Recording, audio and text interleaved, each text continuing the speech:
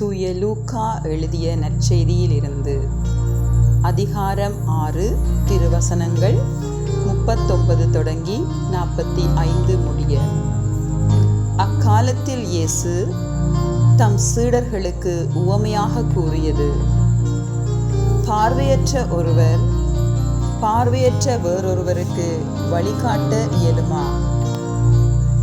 இருவரும் குழியில் விழுவர் அல்லவா? சீடர் குருவை விட மேலானவர் அல்ல.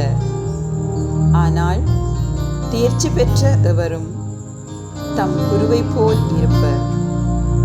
நீங்கள் உங்கள் கண்ணில் இருக்கும் மரக்கட்டையை பார்க்காமல் உங்கள் சகோதரர் அல்லது சகோதரியின் கண்ணில் இருக்கும் துரும்பை கூர்ந்து கவனிப்பதேன்?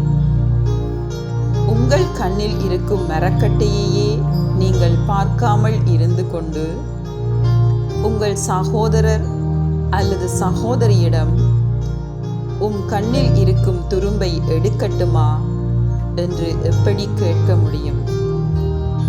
வெளிவேடக்காரரே, முதலில் உங்கள் கண்ணில் இருக்கும் மரக்கட்டையை எடுத்து எறியுங்கள். அதன்பின் உங்கள் சகோதரர் அல்லது சகோதரியின் கண்ணில் இருக்கும் துரும்பை எடுக்க உங்களுக்கு தெளிவாய் கண் தெரியும். கெட்ட கனிதரும் நல்ல மரமும் இல்லை, நல்ல கனிதரும் கெட்ட மரமும் இல்லை. ஒவ்வொரு மரமும் அதனதன் கனியாலே அறியப்படும்.